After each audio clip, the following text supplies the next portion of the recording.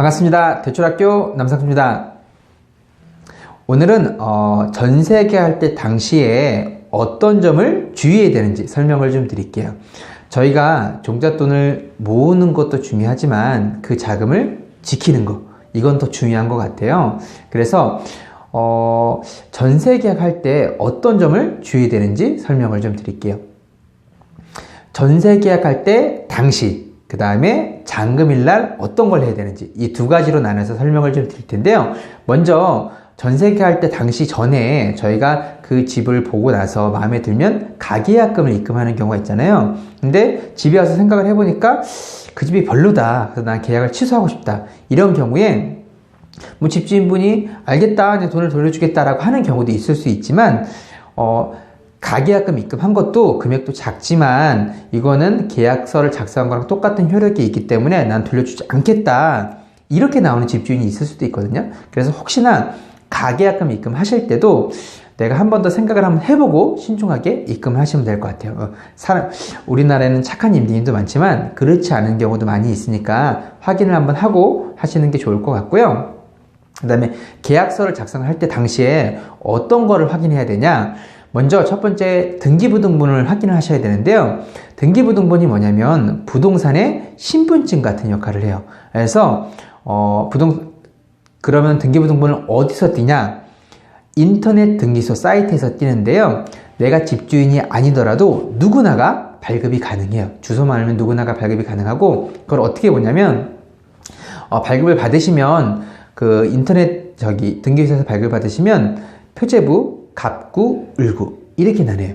표제부는 부동산 주소, 면적, 그 다음에 지목정보 이런 것들이 나와 있다라고 보시면 될 것 같고요. 갑구에는 소유권에 관한 거, 그러니까 과거 소유자가 누구였고 현재 소유자가 누군지, 그러니까 저희가 계약할 당시 주인과 등기부등본의 주인이 같은지 확인을 당연히 해야겠죠. 그 다음에 을구 같은 경우에는 근저당권, 그러니까 대출에 관한 정보와 집주인 대출에게서 당연히 근저당권 대출, 담보대출 나와 있다라고 보시면 될 것 같아요. 그래서 가등기나 가압류 이런 게 있다라고 하면 항상 주의를 하셔야 될 것 같고요.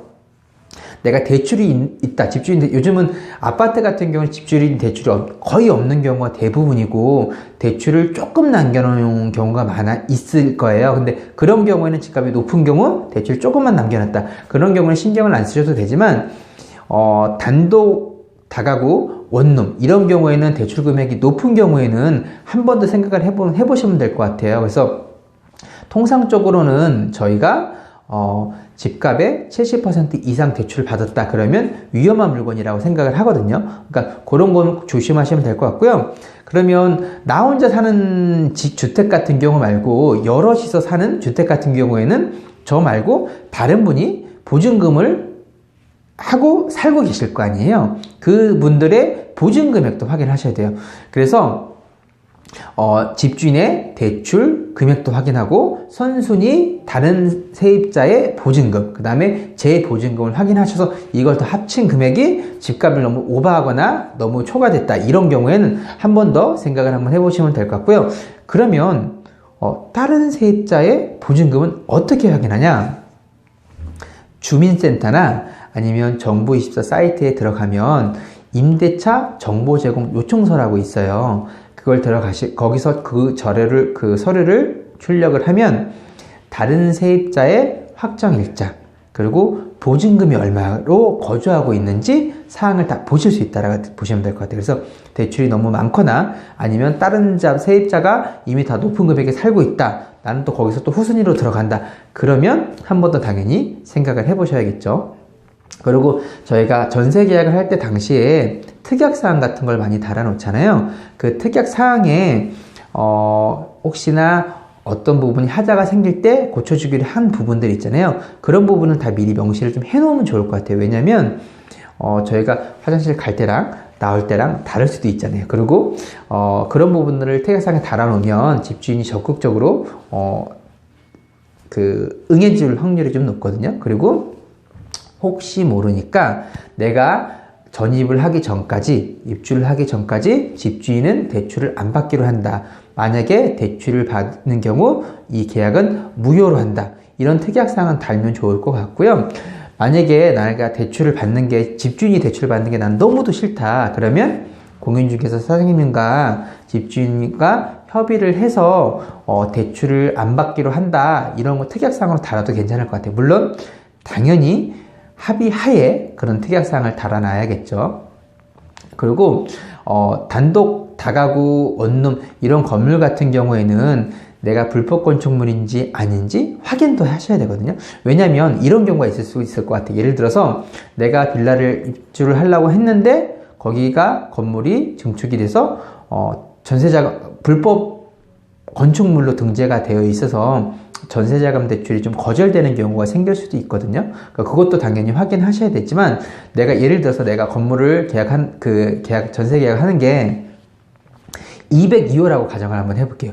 202호인데 건축물 대장을 떼어보니까 건축물 대장에는 건축물에 대한 전반적인 사항이 나와 있거든요. 2층에 보니까 한 세대밖에 없는 거예요. 201호밖에 없어야 되는데 내가 계약한 건 202호예요. 알고 보니까 2층을 반으로 쪼개서 나눠서 집주인이 임대를 주는 거예요. 이런 경우에는 나중에 세입자 보호도 못 받고 대출도 안 되는 경우가 있을 수 있으니까 혹시나 건축물 대장도 확인을 한번 해보시면 될 것 같아요. 그래서 내가 이런 사항들 다 확인을 다 해서 계약을 했다. 계약서를 작성하고 나서 이제 잔금일이 다가오잖아요. 잔금일이 다가오면 어떤 거를 확인하셔야 되냐면, 먼저 저희가 잔금을 이제 이체를 하게 되잖아요. 이체 한도가 모자란 경우가 생길 수 있어요. 제가 그 이체하는 금액은 큰데, 이체해야 될 금액은 큰데 이체 한도가 작은 경우 한 번에 이체가 안 되거나 아니면 1일에 이체 한도가 정해져서 안 되는 경우가 있거든요. 그래서 미리 은행에 방문을 하시던가 아니면 폰뱅킹이나 인터넷 뱅킹 들어가셔가지고 1일 이체 한도와 1회 이체 한도를 확인하셔가지고, 만약에 이체 한도가 작다 그러면 한도를 높여 놓으시면 될 것 같아요. 다시 당일날 은행에 왔다 갔다 하려면 번거롭잖아요. 그래서 그런 거 확인하시면 될 것 같고, 당연한 얘기지만 잔금이나 이런 거를 입금을 하실 땐 계좌이체로 증거를 남겨놓는 게 좋고요. 사람 일인 건 모르는 거니까 그렇게 당연한 거지만 말씀드릴게요. 그리고 그 계약금 할 때 당시에 혹시나 집주인이 변동된 건 없는지, 그리고 집주인이 나 몰래 대출받은 건 없는지 등기부등본을 떼어서서 확인 한번 하시면 될 것 같아요. 근데 등기부등본을 띈 거를 봤는데 공인중개 사장님이 당연히 잘해주시겠지만 그 등기부등본이 오늘 날짜로 띈 게 아니라 며칠 전에 띈 거다. 그거를 다시 보여주셨다. 그러면 그럴 일은 거의 없을 거예요. 근데 혹시나 공인중개 사장님이 초보이거나 아니면 공인중개 사장님이 아니고 그냥 직접 거래를 하는 경우도 있을 수 있잖아요. 그런 경우에는 하루 이틀 사이에도 뭔가가 변경이 생길 수도 있으니까 그런 거는 당일날 다시 한번 등기부등본을 떼어서 소유권에 혹시 변동이 없는지, 그 다음에 권리관계에 혹시나 가압류나 가등기나 아니면 대출받은 게 없는지 이런 것들을 확인하시면 될 것 같고요. 그 다음에 저희가 잔금을 치르잖아요. 잔금을 치르고 나선 당일날 꼭 전입신고와 확정일자를 받아 놔셔야 돼요. 전세계약을 전세자금 대출 받는 경우는 확정일자를 대부분 미리 받아 놓거든요. 근데 안 받거나 아니면 당일날 하시는 경우에는 전입신고와 확정일까지 받아놔야지 내 전세보증금을 지킬 수 있다라고 보시면 될 것 같아요. 혹시나 피치 못할 사정이 생겨서 그 집이 경매로 넘어갔을 때 내가 전입신고와 확정일자를 받아놓으면 우선 변제권이라는 것이 생겨서 내가 대출이 경매로 그 집이 경매로 넘어갔을 때 우선적으로 배당을 받을 수 있지만, 전입신고와 확정일자를 안 받은 상태에서 집주인이 먼저 대출을 받았다. 이런 경우 내가 순서가 뺏길 수가 있거든요. 그러니까 항상 전입신고와 확정일자를 받아 놓으시면 될 것 같고요. 그 다음에 이제 입주를 하려고 그랬는데 짐을 하기 전에, 풀르기 전에 집에 하자가 있는 부분이나 아니면 곧 하자가 날 부분, 그런 부분들이 있잖아요. 그거는 체크를 하셔가지고 사진 찍어 놓거나 아니면 문자로 집주인분에게 어떠한 부분이 이게 하자가 곧 발생할 것 같다, 혹은 이게 노후가 많이 됐다, 그러니까 입주하기 전에도 원래 컨디션이 이랬다라는 걸 확인을 한번 해주시는 거 좋을 것 같아요. 왜냐면 제가 경험담인데, 저는 전세를 거주를 하다가 퇴거를 하려고 하는데 집주인분이 저한테 이거 이렇게 망가뜨려 놓으면 어떻게 하냐고 그런 경우가 있었어요. 근데 그 사실 제가 망가뜨리는 게 아니라 그 전에 살고 계신 세입자가 그래서 계속 망가져 있던 상태였거든요. 근데 그 집주인분은 그걸 모르시고 저한테 그걸 물어내라고 하시는 거예요. 그래서 혹시나 그런 일이 발생하면 안 되니까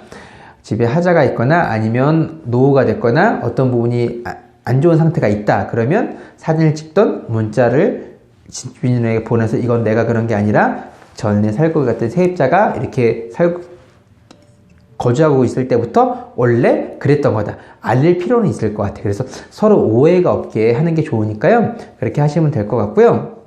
거기까지 다 하시면 이제 지금까지 다 풀르고 이사가 다 끝났어요.